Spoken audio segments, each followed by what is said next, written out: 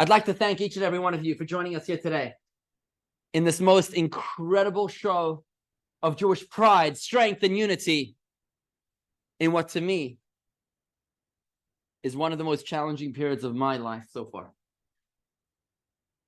Why are we here today? Why, during a war for her very survival in Israel, are we gathering in Palm Beach to study Torah, to study Kabbalah? It all starts in Persia, in Iran. Has anybody here been to Hamadan in Iran? Probably not. We'd love to arrange a community tour to Hamadan. Hamadan is the location of the burial places of Mordechai and Esther, of the Purim story.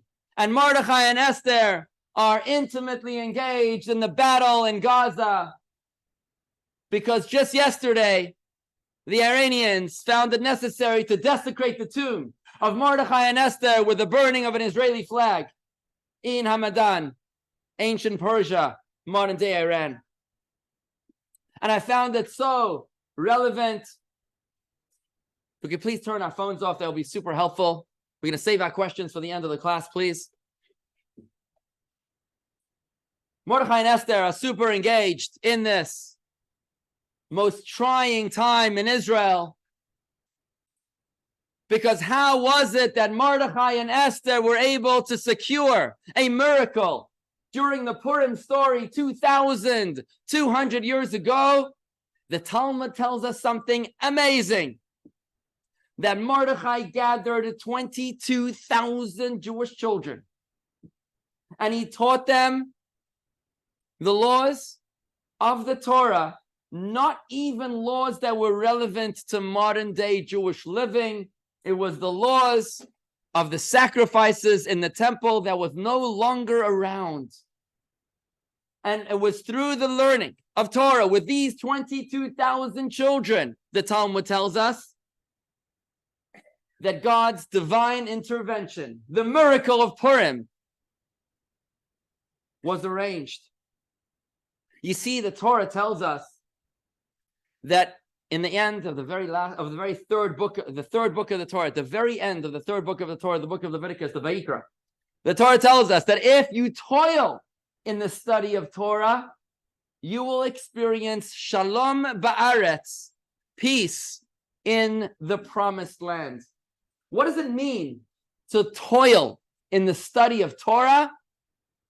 Toiling in the study of Torah, sweating in the study of Torah means learning something that you're not entirely comfortable with.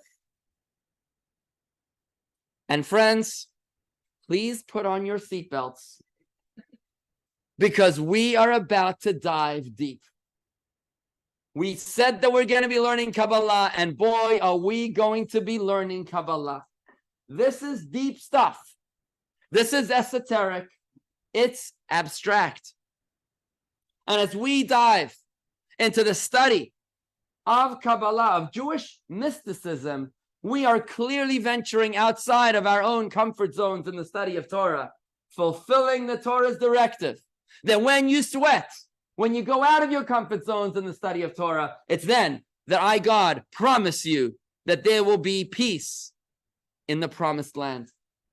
We are gathered here today in this unprecedented show of great Jewish pride, unity, strength, fearlessness, and learning as we gather today to study Torah, to study Kabbalah, outside of our comfort zones, knowing that our efforts here today and over the next 6 weeks, holding strong, keeping our seatbelts in place, making sure that we're studying Torah outside of our comfort zones, that is what's going to unleash God's incredible blessing of V'nasati Shalim Ba'aretz, and I will infuse peace upon the land.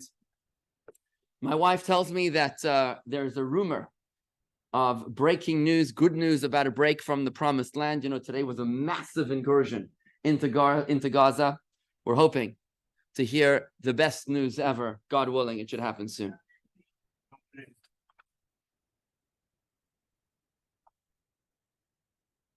I'd like to start off with Kabbalah here today. We're learning Kabbalah. What does Kabbalah mean to you? What comes to mind when you hear the word Kabbalah? Anybody? Mysticism. Anything else? Esoteric wisdom. What else? Anything else? Kabbalah. Sefirot. Sefirot is an interesting word which we don't understand, right? Sefirot. Sounds good. All right. That's a good one. What else? Anybody else? Metaphysics. Good. Anything else?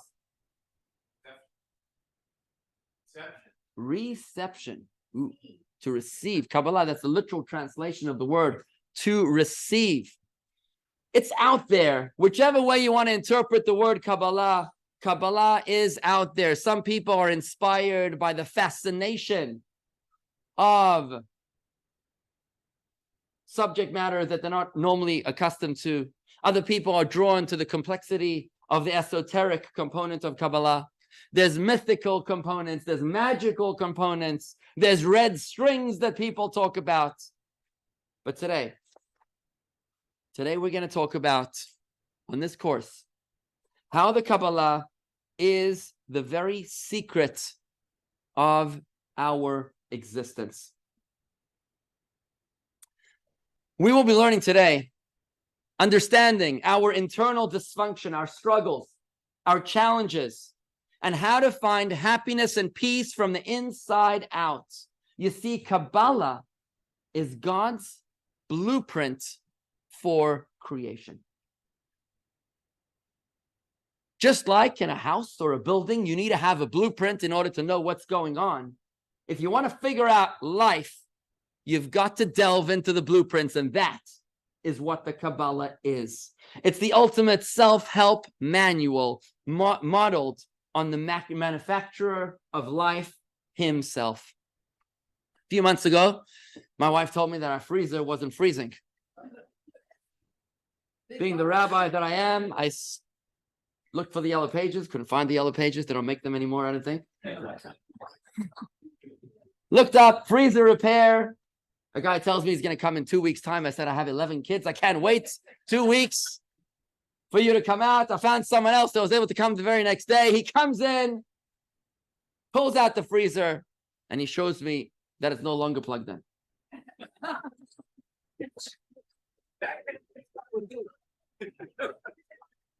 $249 later, I realized that it would help to know how things work. If you know how things work, save you a lot of time, money, and other aggravation. That's what the Kabbalah is. It's the ability to understand how things work, as in our personality, our character, our identity, our lives. This is an expose of who we are and what lies beneath the surface. In the 6 sessions of this seminar, we will be covering the following 6 topics. Today, we're dealing with trauma. Next week, relationships and difficult people. Anybody know those people? Lesson 3, we'll be talking about harmony in marriage. In 4, we'll be talking about internal conflict and finding inner peace. In lesson 5, when bad things happen to us, how do you deal with that? And finally, in lesson 6, identifying and connecting with our deepest core. Master this, and you can master life. A happier, more productive, and more meaningful life. In each of these 6 lessons, we'll be covering the first half as a divine expose, spiritual and abstract.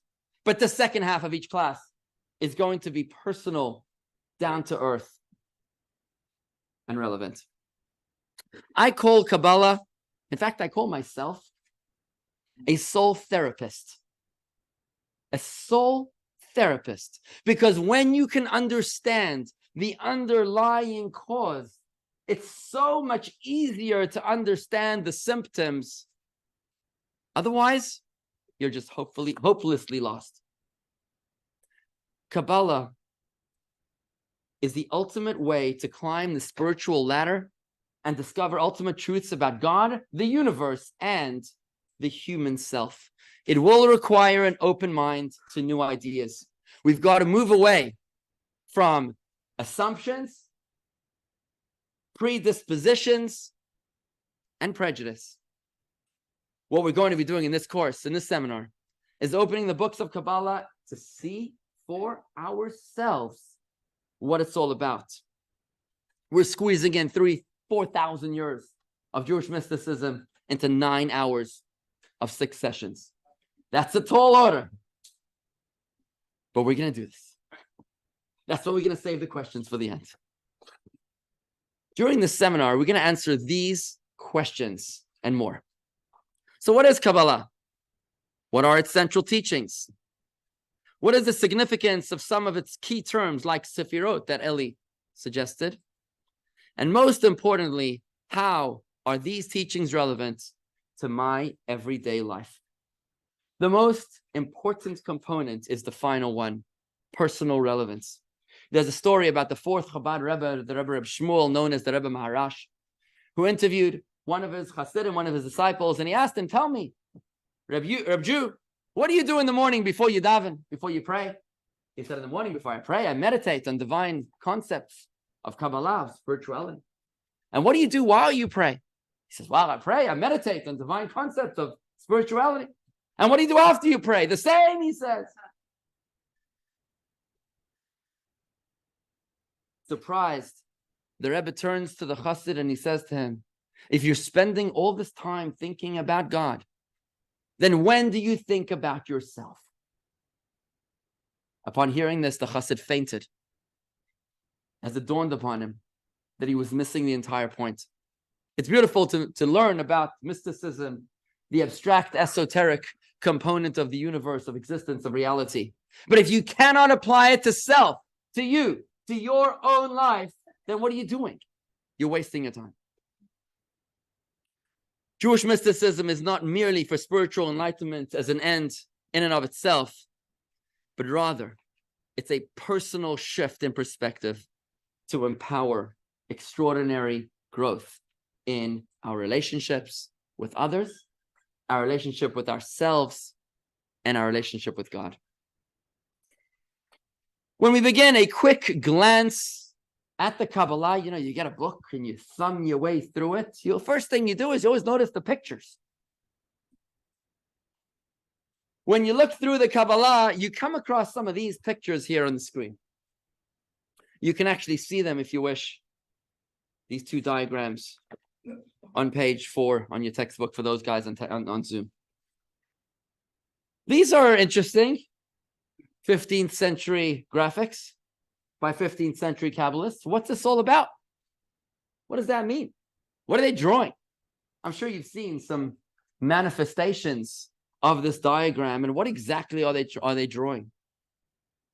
The answer lies inside of each of us. You see, though the Kabbalah focuses on God, it's really talking about you and I. Because having been created in the image of God, each of us is the ultimate tool and template to understanding God. Let's take a look at a very fundamental text of Kabbalah on page 6, text number 1, which explains that man is the mirror of God. Text number 1, page 6. This is from a 15th century Kabbalist, Rabbi Meir ben Gabbai. A mortal is a mirror for the supernal reality. All that exists in both the higher and lower realms is present in microcosmic form within the human. This is the deeper significance of the Torah statement that the human is created in the divine image. And that is why we say in the Torah in Job, from my flesh, I envision God.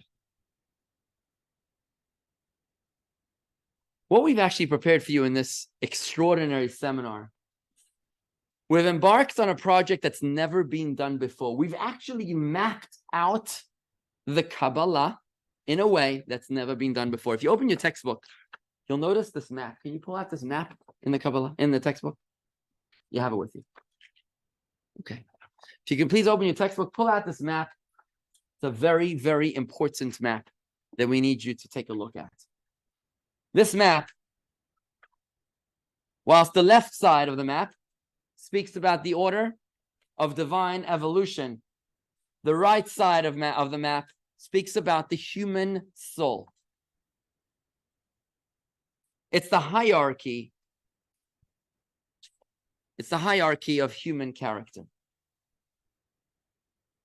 Let me explain what we're talking about when we speak about the hierarchy of human character. So imagine if you decide that you're going to redo your kitchen, or you're going to build yourself a new home. There's a process in which you engage in order to go about the task of building yourself the new home. For starters, you begin with the pleasure that you feel in having a home. It's important to me to have a home. Then it evolves into a desire for a new home. After the desire, there's an evolutionary process where the brain begins to calculate how to make it happen. Our emotions get engaged as we explore how each option would make you feel. We then think it through carefully.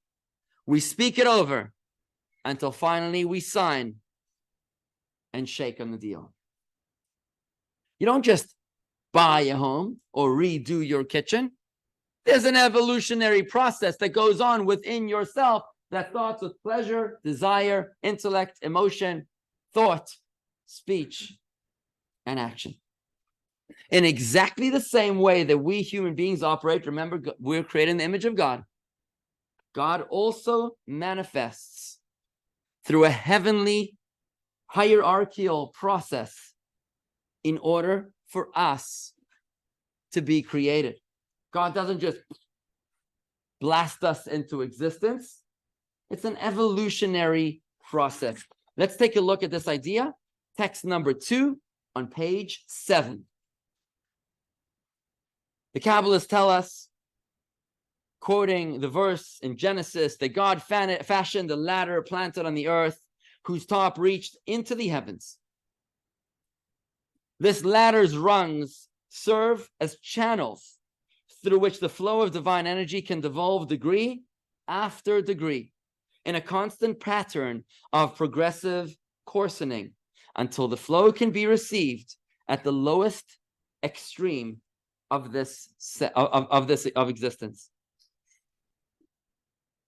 This idea is known in Kabbalistic terminology, this evolution of divinity from within God to make things happen, to create this world, is known as the process of evolution or devolution, because it's descending.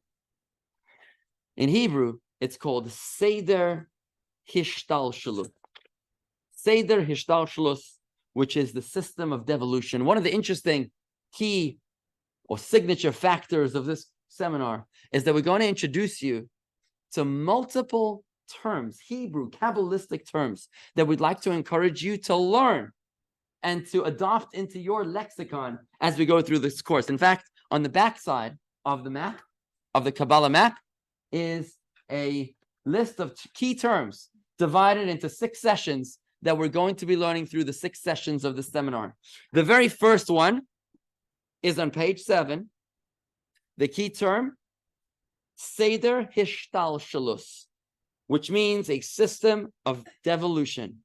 It's the many degrees of systematic descent that stretch between God's desire to create the universe and the tangible result of that goal.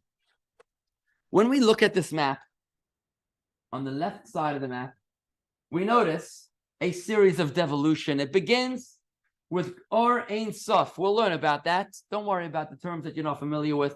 Or Ein Sof means God's infinite light. It's at the very top left of our chart. All the way down to this physical universe. We'll be learning through the 6 sessions of the seminar the various stages of the Seder Hishtalshalus, this system of devolution. There's no need to understand it yet, but at this point at least, we are able to answer the first 2 of our opening questions. What is Kabbalah and what are its central teachings? What is Kabbalah? We can now understand that Kabbalah is about Seder Hishtalshalus, the process of devolution. Just like a scientist probes the inner workings of a computer. If you want to understand how a website works, you're going to need to understand the computer language behind the scenes, HTML or something else, which I'm not familiar with. Or perhaps a biologist who's examining the human genome in order to be able to produce a vaccine, a cure to some disease. You can't just come up with a cure. You've got to be able to understand the problem, to understand how things work at their core in order to be able to come up with the vaccine, with the solution. Seder Hishtalshalus is a sophisticated exploration of this order of devolution. This is what Kabbalah is about. It's an understanding of how God relates to this universe, how God descends to be able to engage with us to create this world, and remembering that God created us in his image. We'll be able, by learning how God descends to this world, we'll be able to learn so much about ourselves, how we work, and to be able to solve our own inner problems, and today, our inner traumas.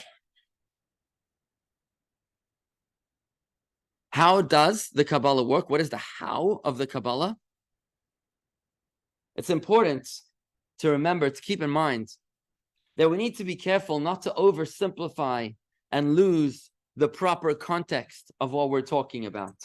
In text number 3, we're exposed to a warning, page 8, where we see that the saintly Rabbi Yisrael Baal Shem Tov taught that when studying works of Kabbalah, we must be careful not to perceive the Kabbalistic ideas as literal, physical concepts, but being able to understand them in their proper context.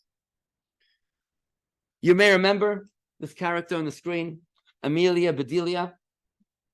When she was told to put the lights out, she hung them on the laundry thing, on the clothesline, in order to put the lights out.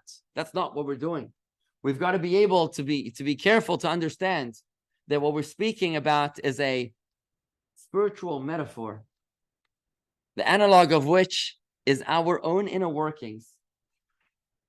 We're talking about spirituality, and therefore, when we encounter Seder Hishtalshalus, we're talking about non-material realities, so that when we experience these diagrams that we saw before, we have to realize that the picture is not literal; it merely illustrates a deeper truth. And that's what's happening in those careful writings, is that there's a disclaimer that the Kabbalist is writing that this image is not to be misinterpreted in any way, but to be understood as a projection of a far deeper spiritual truth. For example, when you speak about in Kabbalah, we speak about things being higher or lower. We don't mean physically higher or physically lower. We mean experientially higher. That which is higher is more aware, and that which is lower is less aware. What's the why of the Kabbalah? Why do we need to learn Kabbalah? There's 3 answers, which I'd like to share with you here today. For starters, it's important to gain wisdom, to understand God, how God operates.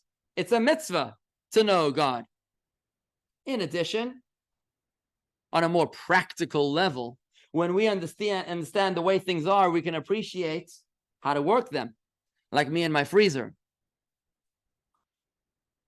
The added benefit of knowing that we're created in the image of God allows us profound insight, not only into God, but profound insights into ourselves. That's what this course is about.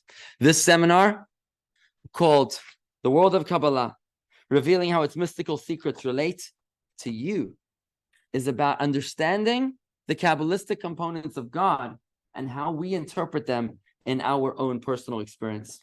But beyond that, there's a third and extraordinary benefit, and that's about retro-engineering. You know, when Israel captures technology from her enemies, drones, weapons, what Israel does, they don't just capture the drone, they retro-engineer it. They figure out how it works, and then they figure out how to beat it next time, how to evade the radar, and so on. What we're doing now is not only learning about God and about ourselves, but we're also learning how we can actually game the system, how we as human beings are able to manipulate the flow from above when we learn how the system works, how it descends down below. One of the ideas that we'll learn is that God is your shadow, that God, like a shadow, follows your every move. So if you want to initiate some flow from above, you can actually initiate it through your own choices. Instead of being passive and receptive to God's magnanimous blessing, we can actually manipulate it when we realize how the system works. That's why it's so important to understand Seder Ishtalshalos, the process of divine devolution. I'd like to start today, having now experienced a broad and very general introduction to Kabbalah and the process of devolution. I'd like to start at the very bottom of our map. Remember, the very top of our map is Or Ein Sof, which is infinity. This is God's infinite energy, infinite light. We're going to start at the very, very bottom. And over the next 6 sessions of this seminar, we're going to work our way up. At the very bottom of this map, you'll notice that there are actually 3 worlds other than our own world. That's a pretty cool concept. That beyond this world, planet Earth and the Milky Way, there are actually 3 other spiritual worlds that are part of the process of divine devolution. Have you heard of Gan Eden? Gan Eden, the Garden of Eden.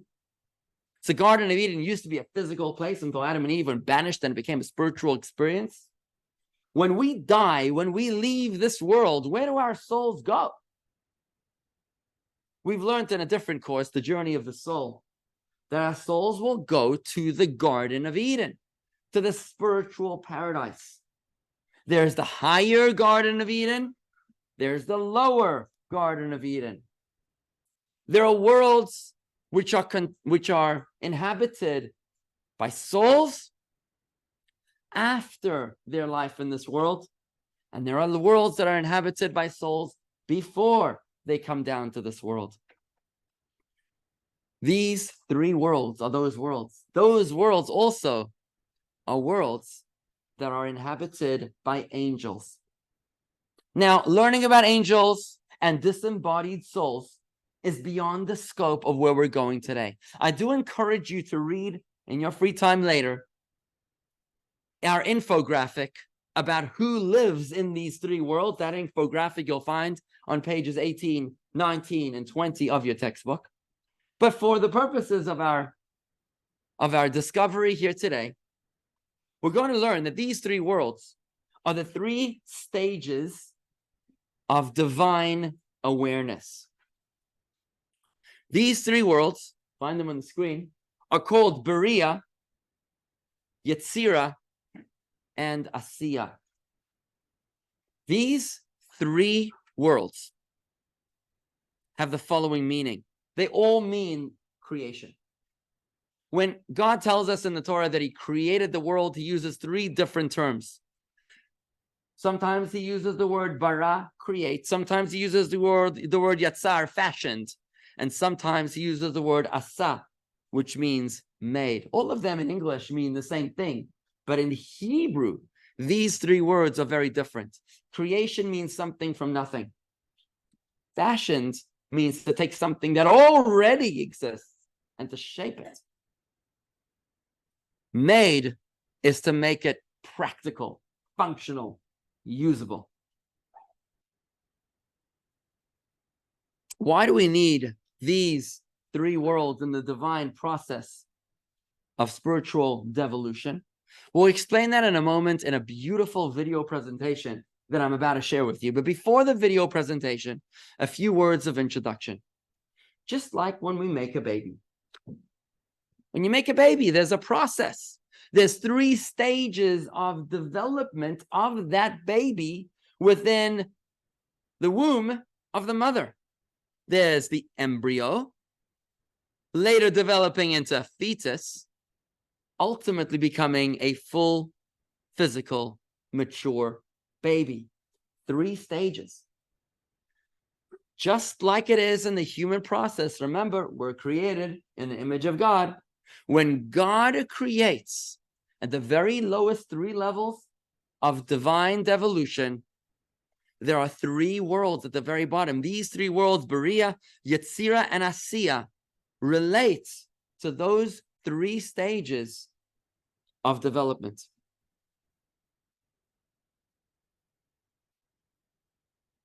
The names of these three worlds are Beriah, which means the creation of something from nothing, as I mentioned. This is the first existence that is outside of God in its own perception. Yetzirah, the second lowest world, means giving shape to something that already exists. This is the pre-existing identity starting to develop and become defined, just like the embryo becoming a fetus.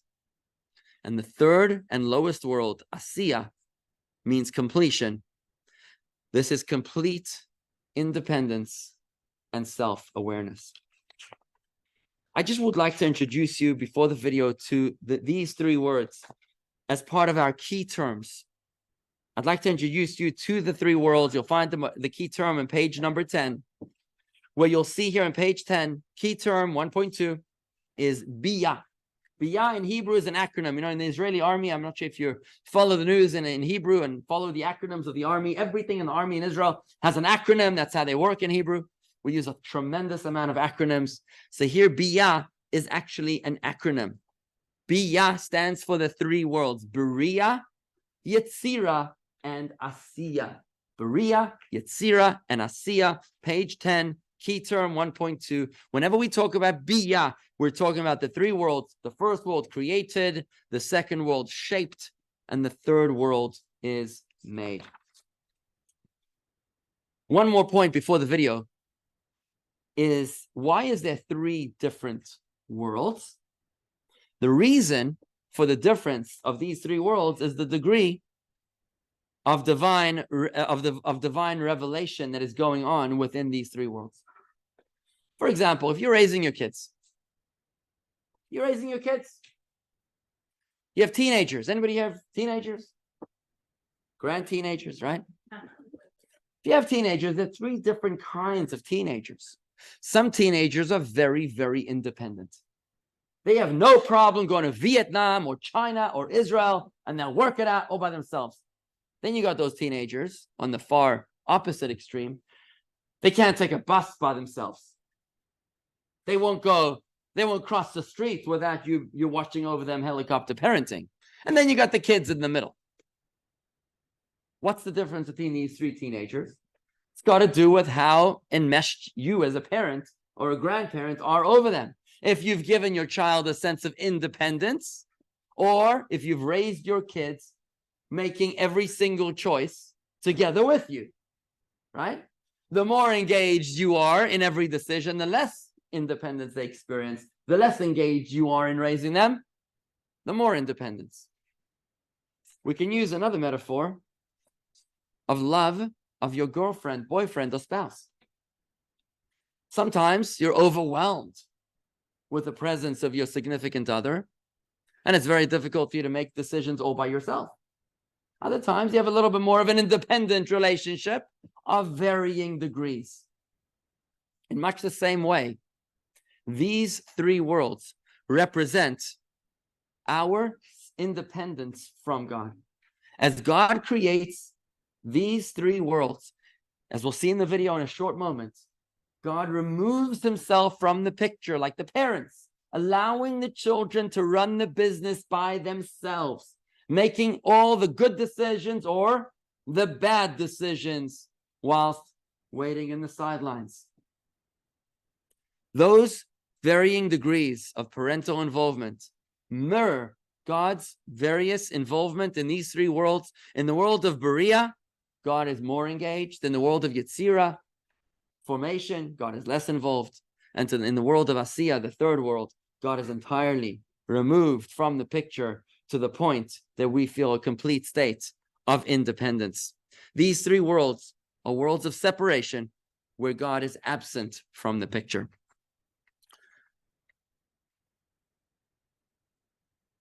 As we speak about these three worlds, here we go. We speak about Asiya, the lowest world, where God is somewhat distant, feels somewhat distant from us. The world of Yetzirah, the second lowest world, is where we sense God's presence from afar. And then there's the world of Beriah, where we are overwhelmed with God's presence. Just like the parents that are breathing down the neck of their children. Just two terms which I'd like to share with you before we present the video is on page number 10 again. Page number 10, key term 1.3. We're going to talk about Yeshus. Yeshus means existence or self-independence.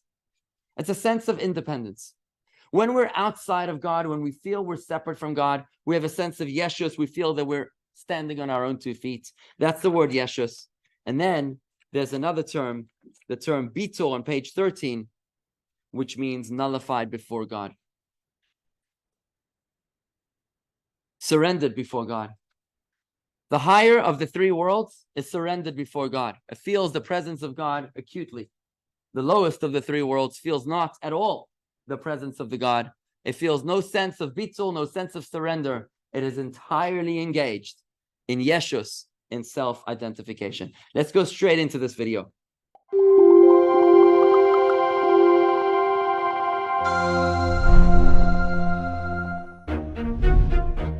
What is the Kabbalah? It's Judaism's mystical wisdom. It discusses souls, the deeper meaning of things, and the spiritual system of the heavens. Never heard of this heavenly system? That's okay. Why don't we do what Kabbalah does best? Offer a parable to explain something abstract. You decide to build a home. Your plan actually begins with an intuition of pleasure. Deep within your subconscious, you sense the enormous pleasure of dwelling in a home that truly suits you. That spark of pleasure that invades your brain's desire center. I want a home, you tell yourself. Immediately, your intellect grabs the wheel. You logically justify your desire and analyze the possibilities. Your emotions chime in. How do I feel about this location? Am I comfortable with high windows? You carefully rethink your plan, you discuss it with friends, and are finally ready for action. Sign, build, move. What's all that got to do with heaven? The Kabbalah reveals that when God decided to create the physical world, God first created an entire spiritual system that parallels the experience we've just described. In this first video, we'll take a quick look at the final 3 stages of this system. In each subsequent video, we will climb one level higher as we explore this supernal chain of command. The mystical work titled The Zohar discusses the existence of 3 spiritual worlds that precede our own. Their names are Beriah, Yetzirah, and Asiya. These worlds are inhabited by angels and souls before they descend to earth, and those who have passed away and flourish in the afterlife. In Hebrew, the word Beriah means to create something from nothing at all. So in the spiritual world of Beriah, For the first time in the entire system, things exist that are aware of their own existence. They feel independent, outside of God. That's amazing, because nothing is independent of God. But in Berea, God hides His presence to enable entities to emerge with a sense of self.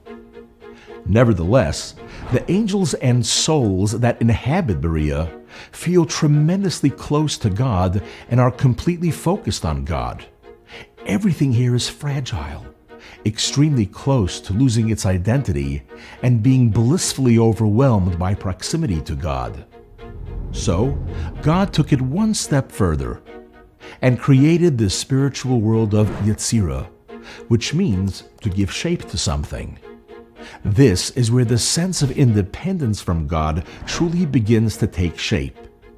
Here, God hides His presence to a far greater degree, which allows the spiritual inhabitants of Yetzirah to develop greater self-awareness. That said, God is still sensed in the spiritual place. And so, God made Asiya, which in Hebrew implies a complete and final product. From its perspective, the sense of independence from God is complete. Asiya has two linked layers.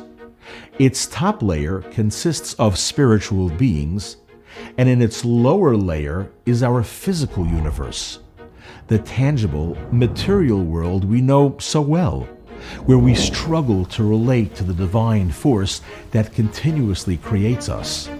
The good news? Even as we reside in the physical Asiya, our souls keep a connection with those higher worlds from which they emanate. The spiritual Asiya helps us peer beyond the physical. Yetzirah empowers us to suspend our self-focus long enough to sense God's presence. And Berea helps us feel blissfully overwhelmed by God's presence, at least momentarily, such as in a moment of meditative prayer. So, we walk planet Earth, but at the same time, we can be firmly rooted in the bliss of spiritual loftiness.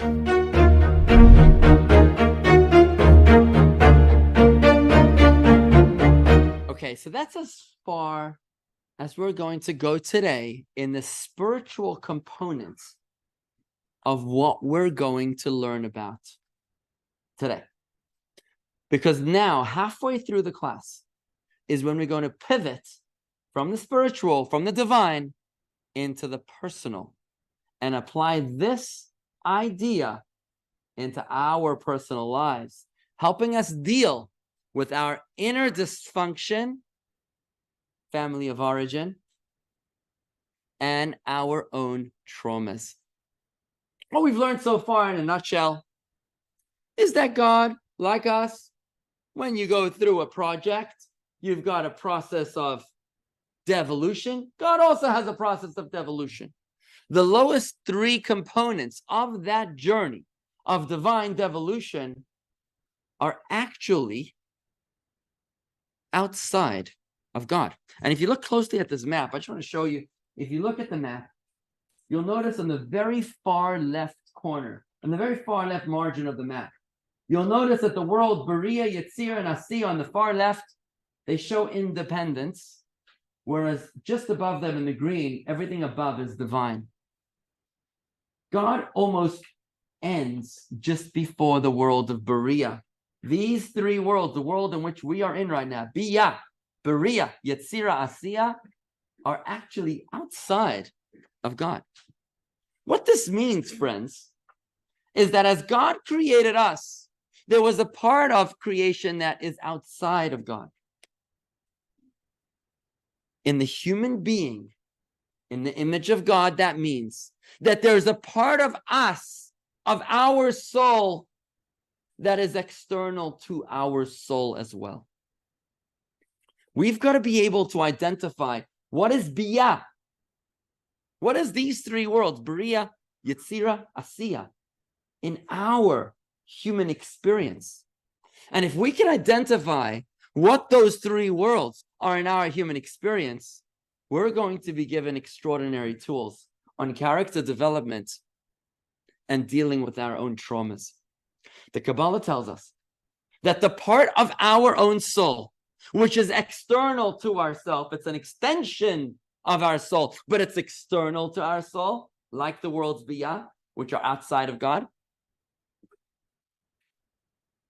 is the three extraordinary modes of human expression: thought, speech, and action. Thought, speech, and action are how we human beings express our soul. When we think, when we speak, and when we act, we are manifesting our soul outside of ourselves, just like in the Seder Hishtalshalus, in this process of divine devolution, where God manifests himself outside of himself in these three worlds, Bria, Yetzir, Asiya. The Kabbalah tells us that these three worlds in the human experience are thought, speech, and action. But in order to understand this, we need to be able to appreciate how thought, speech, and action are not part of our soul, but only behaviors external to our soul. I'd like to introduce you to a quick exercise. If I asked you to write down the following, would you be able to write that down? Yes or no? Could you write that down? 2 + 2 = 5. I love moldy tofu. Yuck. Could you write that down? Of course you can write it down. Let me ask you another question. If I asked you to say it, could you say it? Of course you could say it. How about if I asked you to think it? Could you think it? Of course you could think it. 2 + 2 = 5. I just thought it. But now I'm going to ask you something else. Can you understand it? No. You cannot understand. Can you feel a love for moldy tofu? No. Not even regular tofu. Okay. This is the difference. What we just experienced is the difference between the soul and its behaviors. You see, the soul has its convictions, has its feelings, doesn't like tofu or moldy tofu. And the soul knows, understands that 2 + 2 = 4. I can say it, I can think it, I can act it, I can write it, but I cannot understand it and I cannot feel it. This is the difference between the soul and its external expressions. Thought, speech, and action is an external expression of the soul. It can do whatever it wants. But the soul itself is emotions and understanding. You cannot make me feel that. You cannot make me understand that, because that is who I am. And that's why when we look back at the map, remember we said that the bottom left here is the Bria, Yetzir, Asiya, the three worlds, Biyah. You'll notice how the worlds Biyah relate on the right side to thought, speech, and action. The right side of our map is the human soul. In the image of God, which is the left side of our map, the series of the order of devolution, Seder Ishtalshalus, right? We're talking now, we're realizing that our thought, speech, and action is an external part of our soul, which is not actually part of our soul. Just like Biyah, the three worlds are a manifestation of God, but they're not a piece of God. You know, thought, speech, and action is outside of your soul. And that's why you're able to manipulate your thoughts as you wish. You can manipulate the words or manipulate your actions as you wish. You can't change the way you feel. You can't change the way you think. Sorry, the things you understand. But you can change what you think about, what you speak about, and what you act on. So the thought, speech, and action is non-commitmental. Why is it in the human experience that our thought, speech, and action is non-commitmental? It's because it's external to the soul. It's not an actual part of the soul. And that's why we can easily change who we are in our thought, speech, and action. Some people are analytical. Some people are emotional. Some people are disciplinarian. Some people are nasty. Some people are kind. You can't change who you are, but you can change how you behave. Your thoughts, your words, and your actions are easily switched. And the reason for that is because thought, speech, and action in Hebrew, in Kabbalah, are called the garments of the soul. The garments of the soul. Just like a garment is a covering. It's not me. I am not my suit. My suit is dressing me, but it's not me. It might be custom made for me, but it's not me. It's an expression of me. It's just a garment. And I can choose this suit today. I can choose another suit tomorrow. I can easily change my garments. I can't change my body, though. My body is who I am. I can't change it. But my garments, which are garments of the soul, thought, speech, and action, those are easily changed. And that's why, friends, I want you to turn to page 14, where we come across another key term here, which is levushe hanefesh, the garments of the soul. A very important term here. The garments of the soul. Try to incorporate that Hebrew terminology, that Kabbalistic terminology into your lexicon. Thought, speech, and action are the garments of the soul. They're the behaviors of the soul, which are external to the soul. They're not a part of the soul. So thought, speech, and action, because they're external to the soul, like biyah, like the world's bria, yetzira, and asiya. That's why they can operate in ways that contradict your soul. You can say things that don't make sense. You can do things that you don't agree with, or say things for the same matter, right? And like garments, thought, speech, and action can be easily changed. They're called the garments of the soul. They have a distinct identity separate from your soul, which is your feelings and your understanding. And these three garments, thought, speech, and action, as we saw in the map, in our map of divine devolution on the left side, the three worlds, Bria, Yetzirah, and Asiya, correspond to the right side, to thought, to speech, and to action. More specifically, we're going to dive just a little bit deeper in this comparison between our inner makings of thought, speech, and action relating to the divine devolution of these three worlds, Bria, Yetzirah, and Asiya. We're going to just explain one step further how each of these three levels is related to its corresponding level. Bria relates to thought, Yetzirah relates to speech, and action relates to Asiya. Let's just take a quick look at this text on page 15 so we can see it for ourselves. Page 15, text 6a. Bria, Yetzirah, and Asiya are comparable to physical garments. We can always remove our garments and dress an alternate garments because garments are not part of our essential selves. In the soul's experience, this correlates to thought, speech, and action, which are not relevant to the core of the soul, but serve only as garments of the soul. Specifically, continuing on page 16, text 6b, Bria corresponds to thinking. Yetzirah, the second word, corresponds to speaking, and Asiya corresponds to action. Let me ask you a question. Think of your mother for a moment, please. Everybody has a mother. Think of your mother for a moment, and I'd like you to think about for a moment, if you would be able to show how much you love your mother through action, would you know how to show a stranger through your actions how much you love your mother? Is that even possible? I don't know. Now let me ask you something else. Through your speech, could you use your speech to show someone else how much you love your mother? Hell yeah. Right? And finally, would you be able to express the love of your mother through thought? If you think about how much you love your mother, would you be able to feel more love for your mother? Yeah. Which one gives you the most love? Of course, thought gives you the most love, right? Action, not much, right? The reason is our most intense emotion is created through thought.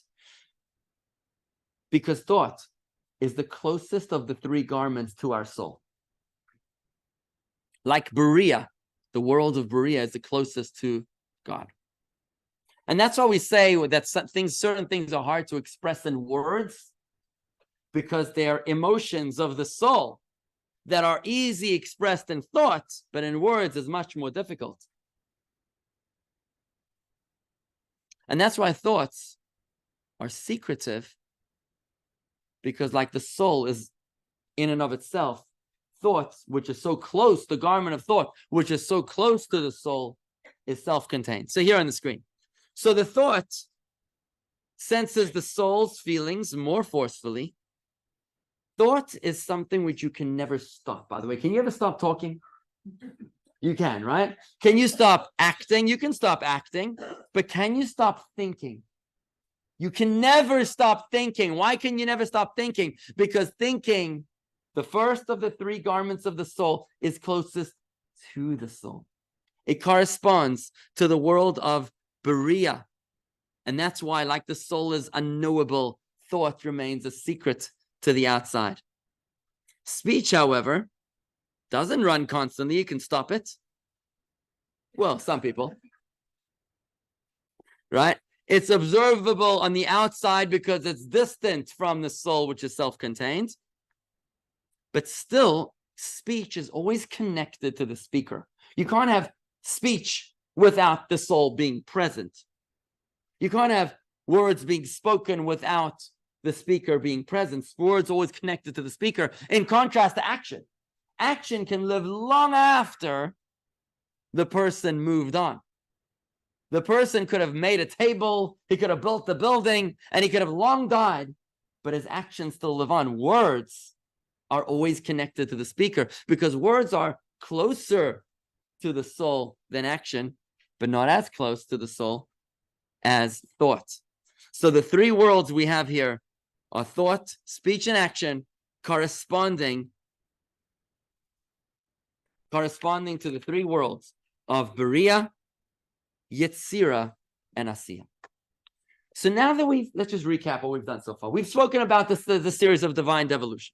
We've spoken about how, like, we need a plan, go through various stages of pleasure and desire and intellect and emotion and thought and speech and action before we can get anything done. God does the same. We're creating the image of God. But what we've learned is that as God in his process has a part of himself which is external to himself, in our souls too, we're in the image of God, we also have a part of ourselves that is actually external to ourselves. And now that we know that part of ourselves is external to ourselves, we're incredibly empowered. Why is it empowering to know that our thought, speech, and action is external to ourselves? Because we cannot change who we are. We cannot change how we feel or what we understand. But when we realize that, like God, there's a part of ourselves that is external to us, the garments of the soul, we realize that we are able to manipulate our thought, speech, and action as external to ourselves. If I asked you right now to love chocolate, to hate chocolate, if you love chocolate, right? Assuming that you love chocolate. If I asked you right now to love chocolate, would you be able to do that? Sorry, the other way around. If you love chocolate, if I asked you to hate chocolate, would you be able to hate chocolate? If I asked you right now to love Hamas terrorists, would you be able to do that? No. I'm going to ask you another question now. If I asked you to, wherever you are in the political spectrum, Trump, Biden, wherever the heck you are, doesn't make a difference. If I asked you to be kind, to say nice things to your brother-in-law that is on the other side of the political aisle, is that something you can do? You can do nice things, you can say nice things, and you can even think nice things to people that you don't agree with. But you cannot love them. That's a lot more difficult to change the way you feel, because that's who I am. That's what we're going to learn next week. Next week, we're going to learn about soul roots, about who we are in our essence, soul. And we're going to learn about the people that you don't get along with and how to deal with their soul roots, and realizing that maybe the reason why your friends on the far extreme left or the far extreme right, we're going to learn next week about how they're rooted. Come back next week. We're going to learn next week about how their souls are rooted in the extreme right or the extreme left of the series of the evolution. I'm not going to go there today, but the part that I am going to today is the external part of our souls, the parts which are garments to our souls, the parts which can be changed, our thought, speech, and action. Because once we realize, once we embrace that profound truth, once we realize, remember my freezer that I realized that it plugs in the back? Once we realize that inside of this, there's parts that are essential, and there are parts that are garments, that are appendix, that are extra, parts that are tangential, I realize, so the parts that are tangential can be manipulated. They can be changed. They can be divested. They can be stopped. What we realize is that even though I might have a nasty predisposition or tendency, I am not committed to stay that way. The great philosopher Lady Gaga famously declared, I was born this way. But the Kabbalah says she's dead wrong. You might have been born that way, but it doesn't mean that you're stuck that way. Have you heard about the Jewish mother who was kicked out of jury duty? She kept on insisting that she was guilty. As human beings, we struggle with predispositions, with tendencies, and with character traits that are not exactly desirable. What are you going to do about it? Today, with the discovery of Seder Hishtalshlus, and I know it's a little esoteric, it's a little abstract, but if you think it through, we can get there. We're learning that there's parts of ourselves that are external to ourselves that we're able to take advantage of to change ourselves. Let me give you a quick example. If you go to exercise 1.1 in the book, good question, page 22. On page 22, exercise 1.1, you'll see a list of personality, character traits that aren't exactly anything you want to write home about. I'd like you to pick one. Please do not announce this publicly. I'd like you to pick one that does not challenge you. Can you find one? Anybody struggling? One that does not challenge you on page 22. Try to pick one character trait that doesn't challenge you. And then I'd like you to pick one that does. Page 22. Try to pick one personality trait that challenges you. Okay. So maybe you struggle with disloyalty. Maybe you struggle with dishonesty. Maybe you've got an anger problem. Maybe you know someone with an anger problem. What are you going to do about it? I was born this way. Oh, no. What we learned today is that once we can identify our illness, we are perfectly empowered to control it through our garments of thought, speech, and action. You cannot change the fact that you're an angry person. If you've got a short fuse, maybe you can change it. Maybe you're suffering from extreme insecurities and codependencies. Okay. That's fine. You can't change it. But what you can change is your garments, your thought, your speech, and your action over which you have full control. So if you're struggling with arrogance, maybe you're a narcissist, immoral, maybe you have loose lips and you can't keep your mouth shut. Maybe you're anxious, or maybe your neighbor is an anti-Semite who hates Jews. Let me tell you this. A bruise on your shoulder doesn't mean that you have to wear the bruise on your sleeve as well. The bruise might be on my skin, under my shirt, but when it comes to my garments, my external self, my thought, speech, and action, I am in full control and certainly in no need to manifest my anger, my hubris, my anti-Semitism on the outside, because I am in full control of my thought and my speech and my action. These are my garments. And that's why the Kabbalah tells us that we are perfectly capable of choosing which actions we're going to express. You might be anti-Semitic in your essence, but does that mean you have to act on it? No. Does that mean you have to speak it out? You know, we all think stupid things every single day. The key to being smart is keeping it down to an absolute minimum, right? You don't have to say everything that comes up in your mind, right? And you don't even need to think about it either. When it comes to our thought, speech, and action, we're in full control. And even if my natural tendency leans towards arrogance, I can still act modestly. If my character is cynical, I can still speak favorably. And even if my inclination is to be anxious, I can still think calming thoughts once I master and embrace the truth that there are parts of me that are external to me, that are garments of mine, like I have a wardrobe to my body. I have a wardrobe to my soul.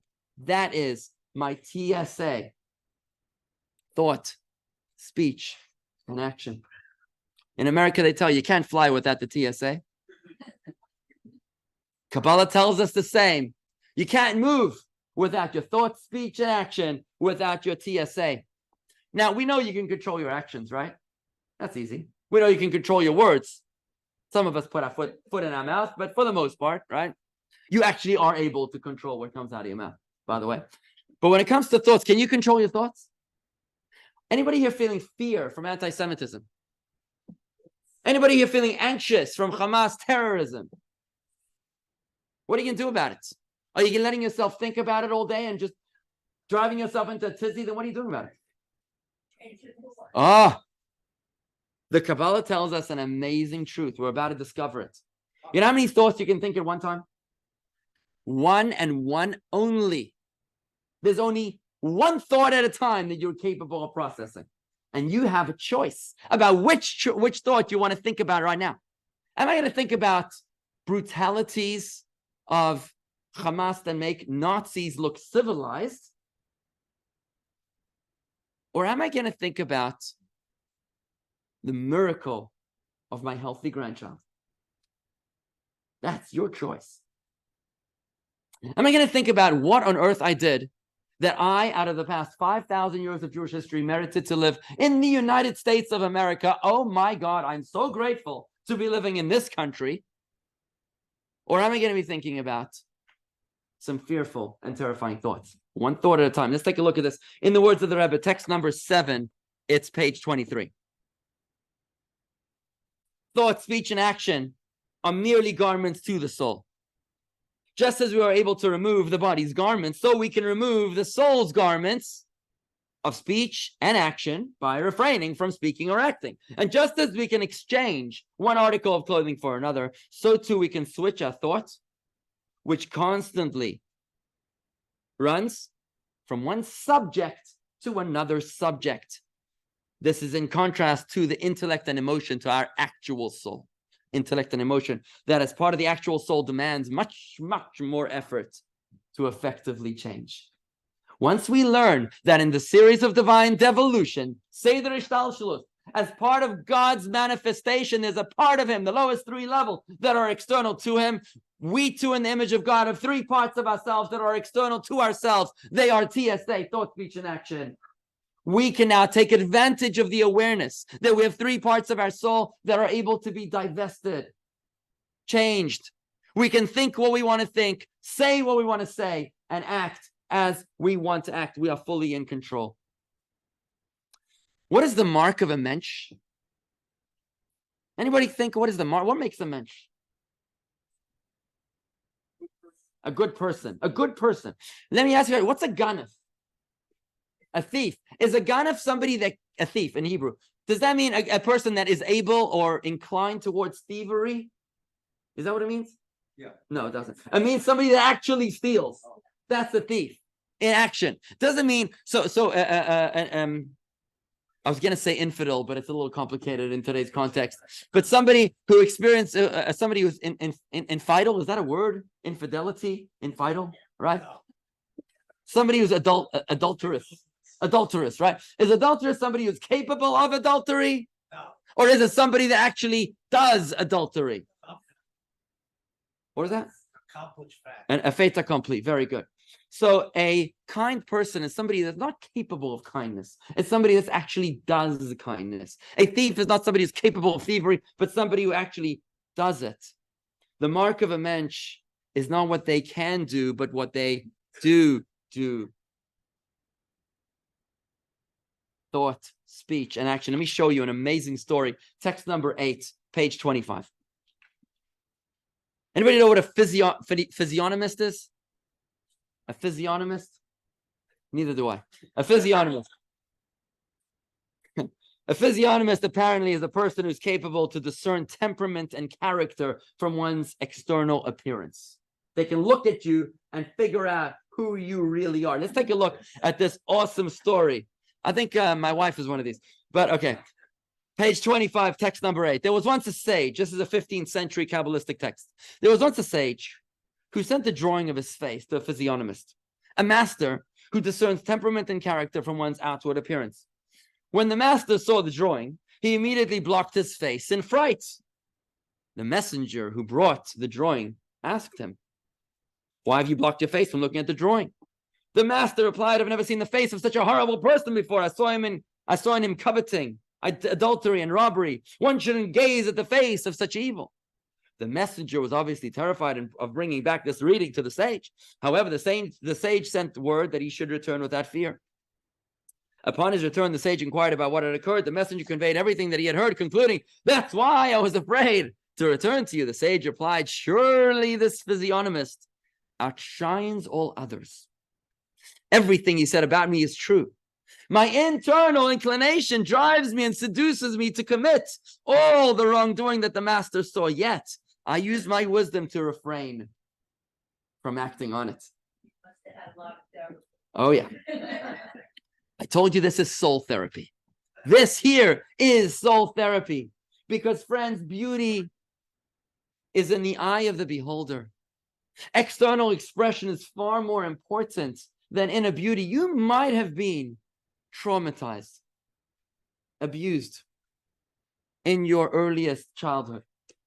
You might have been through an abusive relationship with a spouse, a parent, a caregiver, or perhaps even with God. You might be broken on the inside, but that doesn't mean that you have to live your life that way. Once you become conscious and realize that there's my body and there's my garments, I can choose how I want to express myself to the world around me. That might be through thought, through speech, and through action that is fully inside of my control. Now, there's one more, second and final practical application to realizing this process of Bria, Yetzira, Asiya, these three worlds correlating to thought, speech, and action. You see, when making a decision, when we have to make a big decision like a job, a marriage, a relationship, a move, we need to think it through, we need to discuss it, and we need to implement it. I'm going to skip through this, forgive me. We have to go through these 3 steps, right? There's 3 steps to making an important decision. They are thought, speech, and action. The trouble is that many of us struggle with one or more of these steps. Have you ever heard of paralysis through analysis? These are the people that are overthinking. Reminds me of Jack Benny, who speaks about this guy who was walking down the street in Manhattan when he feels the cold metal of the barrel of a gun stuck into his ribs, and a gruff voice says to him from behind, "Your money or your life." And he freezes. He says again, "Your money or your life." The man replies, I'm thinking. Some of us struggle with rash or impetuous decisions, not overthinking, but underthinking. There are those amongst us who struggle with hubris, but we say, I don't need to consult verbally with anybody else. I know it all. And then you have the procrastinators who have fear of pulling the trigger. You know, somebody once told me that he wanted to be a procrastinator, but he never got around to it. How can you be sure? How can you be sure that you won't regret your choice of job, of marriage, of your move, of your acquisition? Comes the Kabbalah, and it tells us how you can experience your fullest potential. The Kabbalah tells us that when we look at this map of Seder Ishtalshelus, when we look at the map of the process of divine devolution, and we realize that God goes through the process of Bariah, Yetzirah, and Asiyah, which corresponds to thought, speech, and action, we realize that when we go through those 3 stages of thought and then speech and then action, it's then that we, in the image of God, are fulfilling our deepest potential. Let's take a look at that text number 9, page 29. The behavior of properly functioning people is based on and guided by 3 things: thought, speech, and action. First comes thoughts. Those thoughts are then expressed via speech to others, such as when consulting friends who understand the specific field, for the sake of arriving at a clearer and more accurate picture of the matter. This allows a person to arrive at a practical conclusion, whereby their thoughts and discussions are translated into concrete action. Thought alone is insufficient. Similarly, contemplation with subsequent discussion is not enough. We must bring our plans to action. At the same time, in order for an action to be complete, it must reflect the reality that is simply the 3rd link in a chain, following the 4th thought and helpful discussion. Otherwise, our actions will be rash. When we engage all 3, thought, speech, and action, and in that particular order, we can reach our fullest potential. Just as the hierarchy of the worlds is complete in the divine image, only with all 3 worlds present in their specific order. It worked for God when it came to the creation of the world. We can draw the same lesson as we apply this truth to our own decision making, that when we go through the sequence of thought, speech, and action, TSA, it's then that we are able to ensure that we too are working towards the manifestation of our fullest potential. Thought is great. Speech is fantastic. But without action, you got nothing. Like I always tell the ladies in our community, when a man tells you he's going to get something done, he will. There's no need to remind him every 6 months.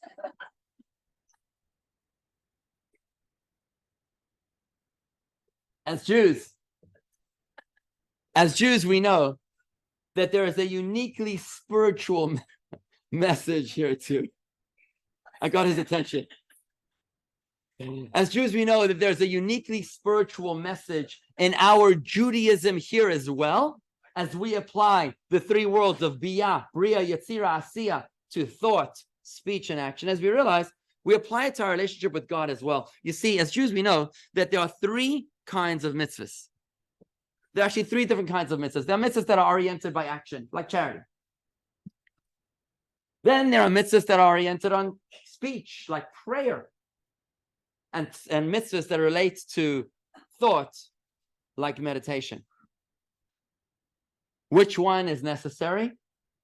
All three are necessary. And in fact, within each, many mitzvahs have all three, in fact, within them. There's the action of the Shabbos candles, for example. There's the verbal prayer, the Hadlik Ner Shel Shabbos Kodesh, of the Shabbos candles. And then there is the action of, the intention behind the meditation, behind the mitzvahs. Only then, when manifesting thought, speech, and action, are we connecting, paralleling the divine devolution of Bariya, Yetzira, and Asiya to be able to experience our fullest potential. It's like when you wake up in the morning and your cell phone is still on 5%. What happened? You know that moment when that happens? What happened? And you realize that it wasn't fully pushed into the wall, right? It's when all your thought, your speech, and your action, all three sockets are plugged in. That is when you get your full charge. Otherwise, you're getting like a half a charge. It doesn't really work, right? Admittedly, as empowering as it is for us to know today, to learn today, that we have the capacity to overcome our natural imperfections. As empowering as it is to know that as imperfect as our childhood might have been, as traumatized and dysfunctional as our family, our marriage, our business, the termination of my first job might have been, as Jews, we all have collective trauma from 3,000 years of persecutions, expulsions, and war, which I feel this war is arousing. I feel even in my kids, the children are feeling a sense of anxiety through a network which the children sense of what suffering the kids might be going through in Gaza, God forbid.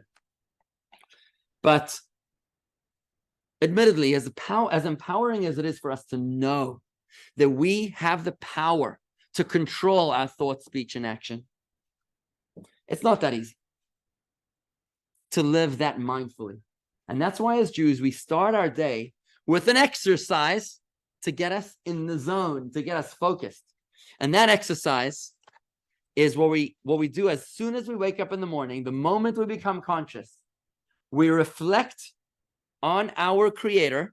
We contemplate God's relevance to our lives, having created us and restored our soul within us. We then verbalize the words of Modeh Ani, which is gratitude for the gift of another day. Esti, did we give out the cards to everybody of the Modeh Ani? Was that given out? We have more at the front door. Modeh Ani, can I just see that, Lana, please? Can I? If you don't mind, thanks. This beautiful card prepared by our office contains within it the words that you're supposed to say the moment that you wake up in the morning.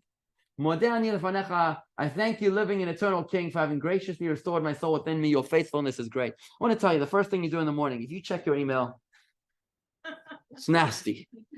If the first thing you do is find out, what CNN has to say about the ceasefire, right? Or if you're going to find out what Mahmoud Abbas has to say, or some other genius out there, or the world's great authority on human rights, the president of Turkey, if we're going to find out what he has to say about the crisis in Gaza, your day is going downhill from there. Let's face it, right? But if you start your day with this prayer, with Modeh Ani, I thank you, living and eternal King, verbalizing, for having graciously restored my soul within me, your faithfulness is great. And then you proceed into the action of washing your hands, which is on the back side of this card.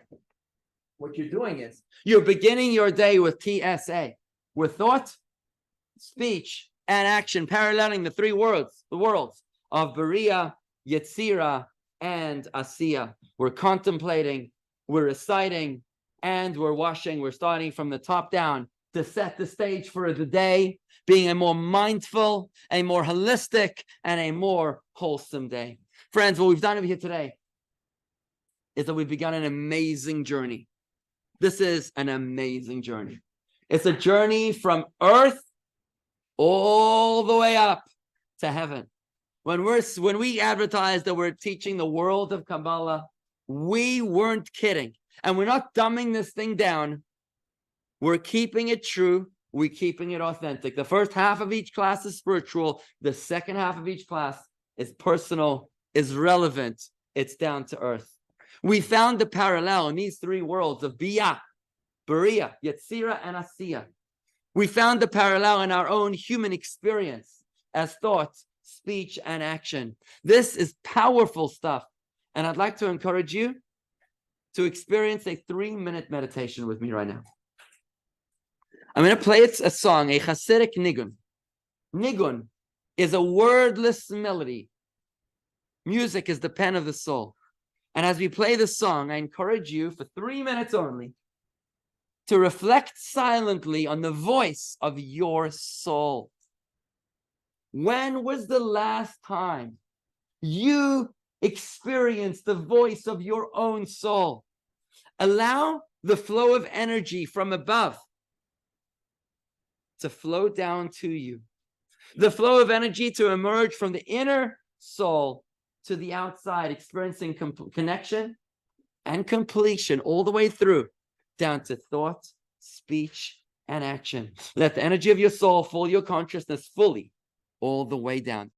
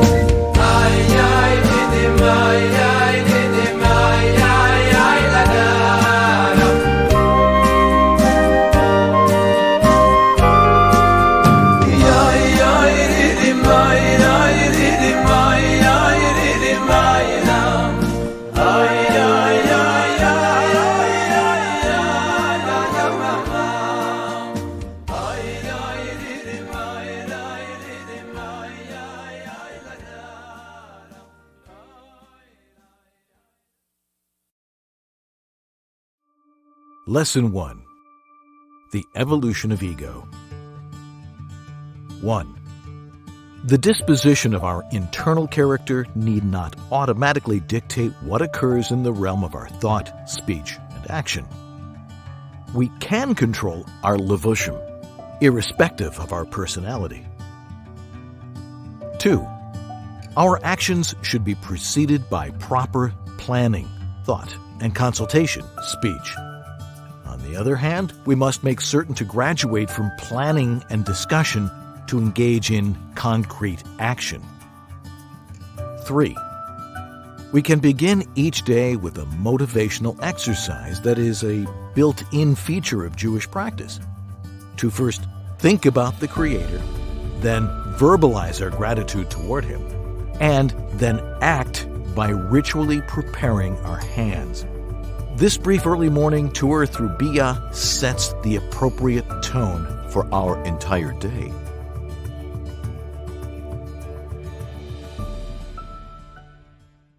Folks, that's the wrap. This concludes lesson 1. Next week, God willing, we'll be talking about soul roots. Today, we spoke about soul garments.